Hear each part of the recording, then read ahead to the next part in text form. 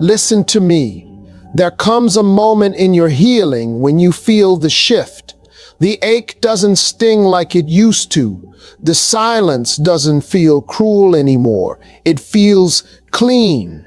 And just as you're finally learning to breathe again, here it comes.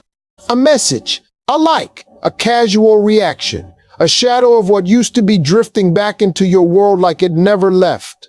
Now, let me tell you something. It's not an apology. It's not an apology. It's not a real attempt to come back with clarity. It's just a whisper. It's the whisper of a man who once held your heart, and now that he realizes what he carelessly misplaced, he's testing the waters, not with courage, not with purpose, but with hesitation, calculation, and a half-hearted reach. That whisper is not love. That whisper is a question. He's asking, am I still welcome in the places I walked away from? And this is the moment, not when he returns with conviction, but when he returns with curiosity. This is the moment that defines whether you reclaim your power or slip back into a version of yourself that waited in quiet desperation for a knock at a door you never should have left open. Here's the deal. When a man truly realizes your value, he doesn't whisper. He doesn't breadcrumb. He doesn't send a casual, "How are you?" into the void, expecting an open invitation to the emotional palace he once took for granted. When he truly understands what he lost, he arrives whole. He arrives humble. He arrives honest. But what often comes first, before the clarity, before the true regret, is the test. It looks innocent, almost sweet. A meme, a memory, a passive just checking in. It might even trigger a rush inside you, that old craving to feel seen, remembered, and relevant again in his world. But listen to me, that's not love. That's a radar sweep. That's a man trying to confirm whether your door is still unlocked. Not because he wants to come in, but because he wants to know he still could. And here's the hard truth most people avoid. Silence isn't broken by a man who wants to build. It's often broken by a man who wants to borrow. Borrow comfort, borrow reassurance, borrow emotional security. But he's not bringing tools. He's not here to repair what was broken. He's here to measure what still remains. The moment you receive a subtle check-in, the moment your phone lights up with a name your heart once broke over, you must pause, not because you're bitter, not because you want revenge, but because you want revenge, but because you now operate from wisdom. You operate from clarity, from the hard-earned understanding that access to your heart is no longer free. It requires presence, it requires purpose, and it requires proof. Letting a man re-enter your world just because he misses you isn't love. It's emotional nostalgia. It's an attempt to soothe his ache, not a commitment to honor yours. And nostalgia is seductive. It wears the perfume of good memories while hiding the scars of what actually happened.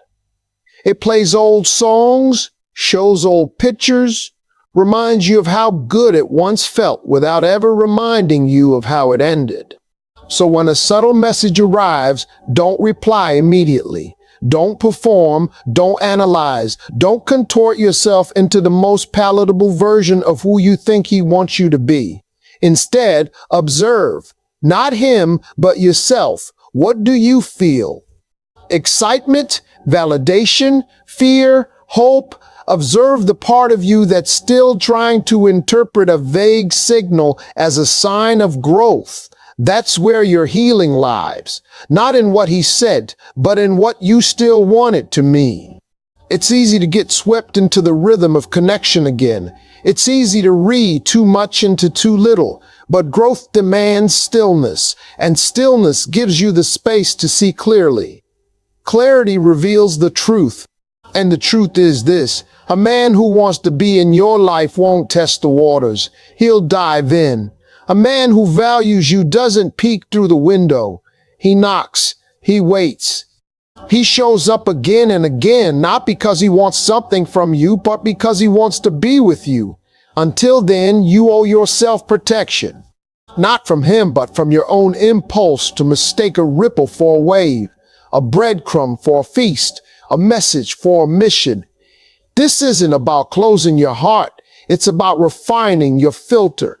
It's about asking the harder question, does this message carry weight? Or is it just a recycled pattern dressed up as progress? When you respond too quickly, you train men that your value resets with every message. When you let ambiguity back in, you shrink the space you've carved out for peace. When you interpret subtlety as sincerity, you start performing again. But you're not here to audition. You've already earned your worth. Now you must enforce it. Now there's nothing wrong with a man wanting to reconnect. People evolve. People regret. People make mistakes and seek redemption. But let me tell you something about redemption. It doesn't come through subtlety. It comes through substance. If a man truly misses you, he doesn't test. He takes a step forward with vulnerability, with clarity, with effort. Not a hey, not a just thought of you, but a wholehearted gesture. Until that arrives, you stay in your center. You don't adjust your energy for fragments. You don't rearrange your heart for ghosts. You don't press pause on your evolution just because he remembered your name in the middle of his loneliness. You rise because you know what's behind that message. You know it's not pure. You know it's not complete. You know it's not real intention, not yet. And if you respond too soon, too kindly, too openly, you become predictable. And listen to me, predictability is not the same as emotional safety. It becomes emotional convenience. You weren't put on this earth to be emotionally convenient.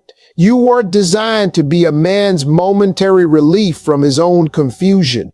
You're here to be chosen, not when it's easy, not when he's bored, but when he's ready to show up. So you let the check-in come. You let the message arrive. You let the silence be broken, not because it changes you, but because it confirms you. It confirms who still thinks access is a game. It confirms who still moves with half intention. It confirms who still values comfort over courage. And most importantly, it confirms how much you've grown. Growth isn't always glamorous. Sometimes it's the quiet refusal to reply.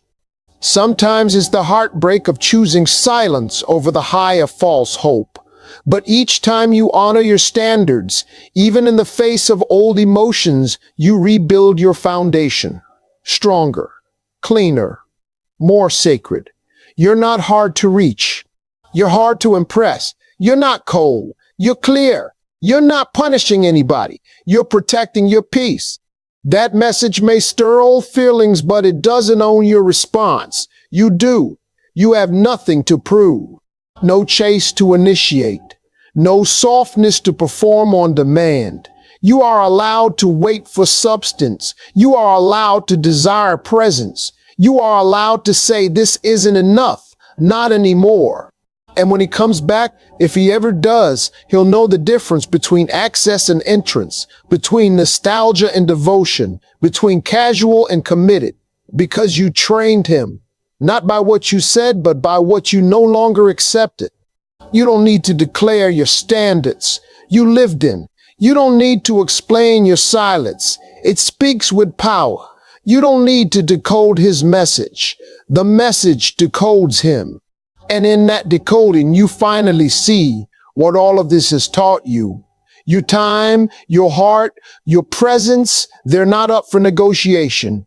So the next time you get a subtle check-in, don't get pulled into the past. Get anchored in your present. Remember what you've healed from. Remember what it cost you to arrive here.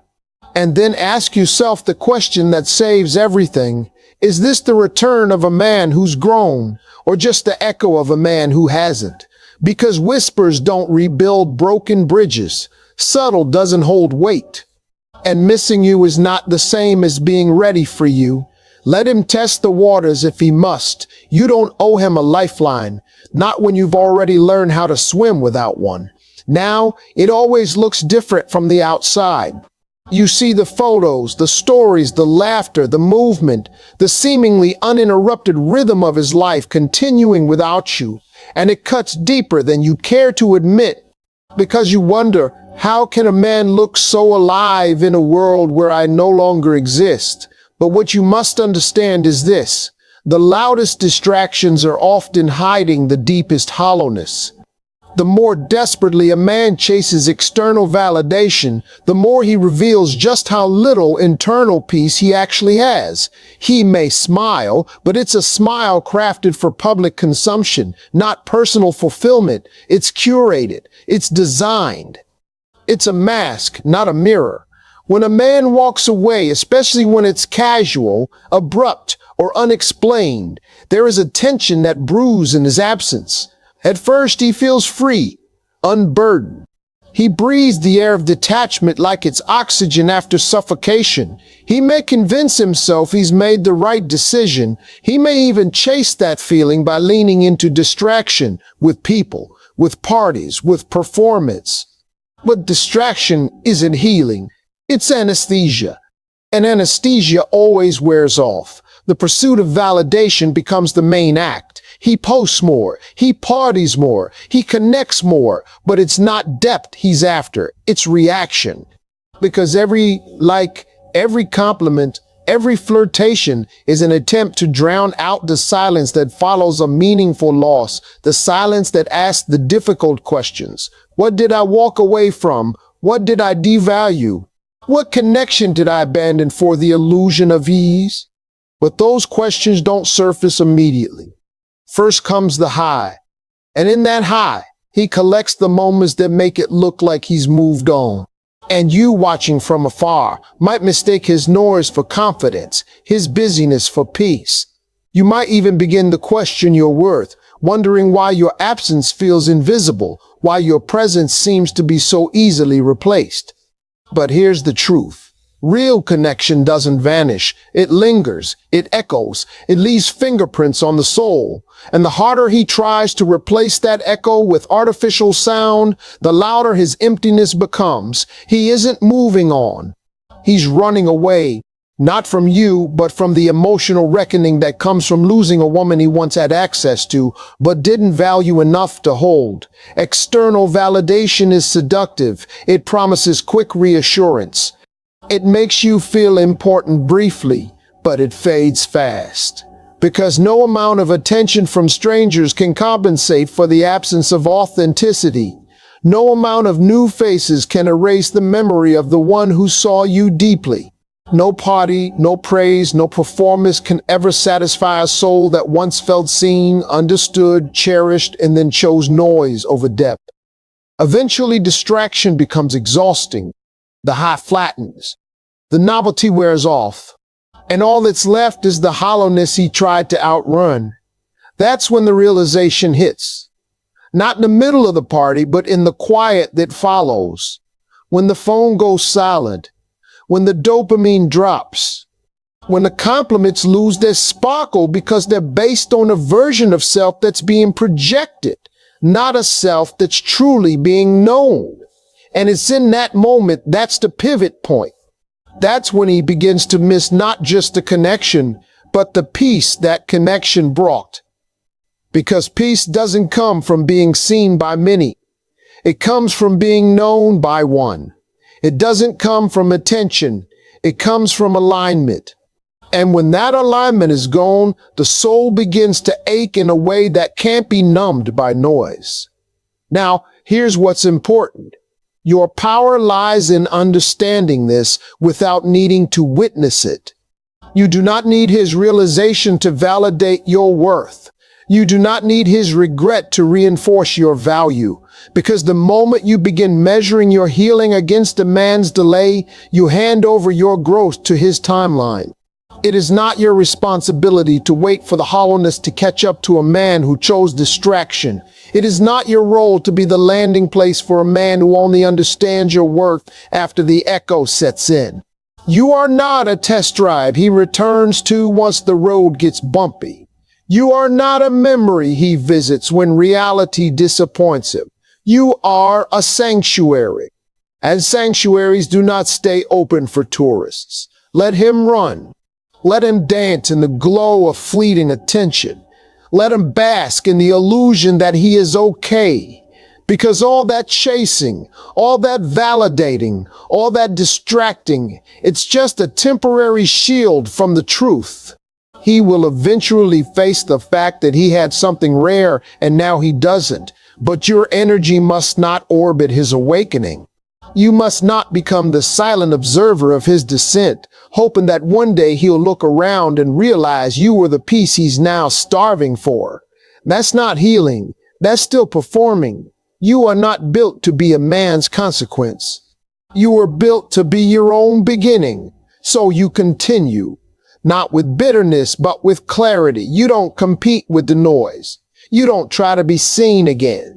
You don't lower your worth to match his frequency. You rise quietly, consistently, boldly.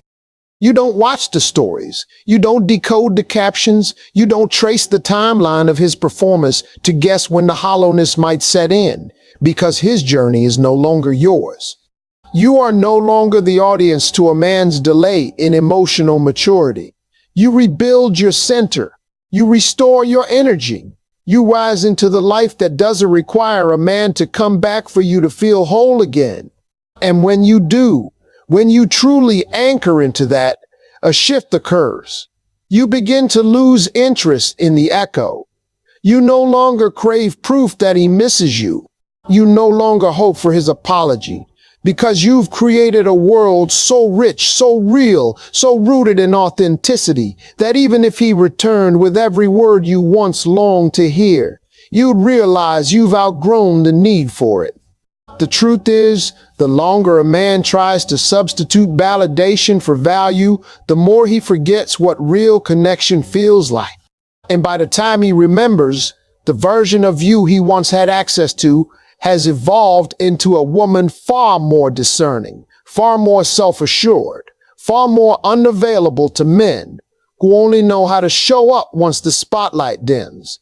You didn't lose. You weren't forgotten. You weren't replaced. You were remembered too late. And that's not a tragedy. That's a revelation. Because any man who must drown in validation to realize your worth was never ready to hold it in the first place. So breathe, rise, reclaim your narrative, not because he will one day feel hollow, but because you no longer feel the need to fill anybody else's void. You've learned to fill your own. And that, more than anything, is the definition of freedom. Memory is not neutral. It doesn't arrive as it happened. It returns as it's needed. And when a man begins to feel the quiet tug of something lost, he doesn't remember you as you are now.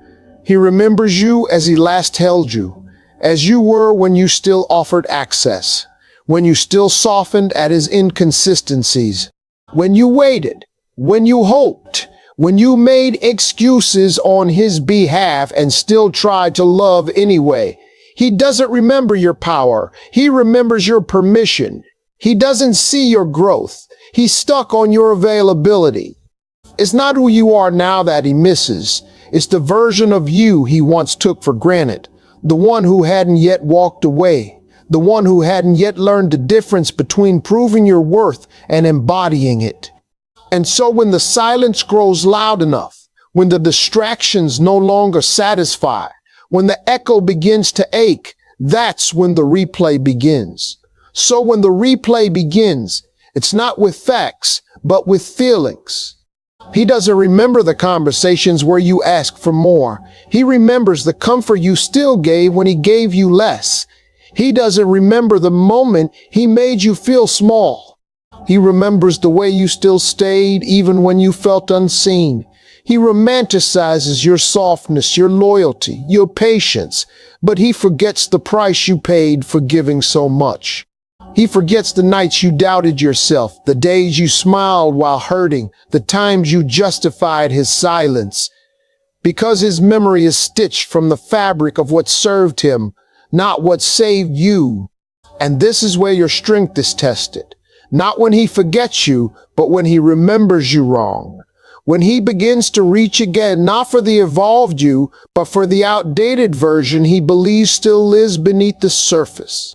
The version who waited, the version who would still answer, the version who would still break her own boundaries just to be chosen. He will come back. Not because he's ready to match your value, but because he misses the feeling of being granted access to something sacred without having to earn it. And that is the moment your growth must speak louder than your loneliness. Because it's tempting, isn't it? To be remembered, to feel wanted, to be seen.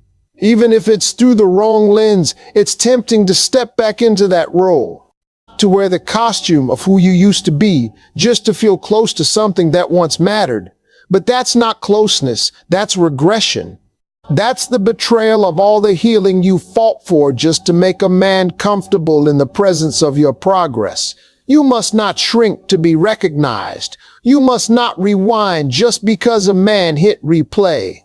Because every time you re-enter a man's life as the version he's nostalgic for, you abandon the version you've become, the one who no longer tolerates breadcrumbs, the one who has rewritten her story without needing permission, the one who no longer sits quietly in a room where she's forgotten. The past version of you was not weak. She was necessary. She was the bridge between your unawareness and your awakening. She loved hard, not because she lacked worth, but because she hadn't yet realized it wasn't hers to prove. That version of you wasn't foolish. She was hopeful. She was brave, willing to offer everything in the name of something meaningful. But now you see clearly, offering yourself doesn't mean erasing yourself. So when a man begins to look back, when he starts to remember the you he once took for granted, let him. Let him replay the softness. Let him relive the warmth. Let him ache for the patience, but don't go back to deliver it. Let the only access he has be through memory. Let the distance remain intact, not out of punishment, but out of punishment, but out of purpose. You've changed quietly, radically, deeply. You no longer explain your standards. You enforce them. You no longer beg to be seen. You walk where you're celebrated. You no longer hope a man will choose you because you've already chosen yourself. When a man begins to miss the past version of you, he's not missing you. He's missing the control, the convenience, the certainty. He's missing the version of you that made it easy for him to show up halfway and still feel whole. And when that version no longer responds, he's forced to confront the mirror he's avoided, the one that reveals his choices, his avoidance, his lack of presence. And here's what makes it even harder. He may not even realize he's doing it. He may reach out with kindness, with nostalgia, with the illusion of maturity. He may speak of missing what you had, but the words are vague, the gestures are passive, the reach is emotional, but the effort is absent. Because he's not reaching for your reality, he's reaching for memory. You must discern the difference between a man who wants to honor your current self and a man who simply misses the emotional comfort your past self provided. Because if you entertain nostalgia without discernment, you become a mirror for a man's denial, a character in his emotional time machine.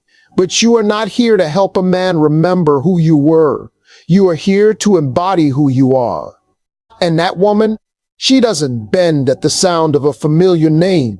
She doesn't confuse contact with commitment. She doesn't mistake longing for love. She has too much self-respect to become a man's emotional museum, a place he visits to remember how good it used to feel. Let him wonder. Let him question if that version still exists. Let him ask himself, would she still respond the same way?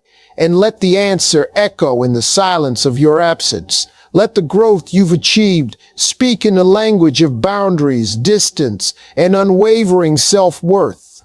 Because you're not here to be haunted. You're not here to be remembered in pieces. You're here to be chosen in wholeness.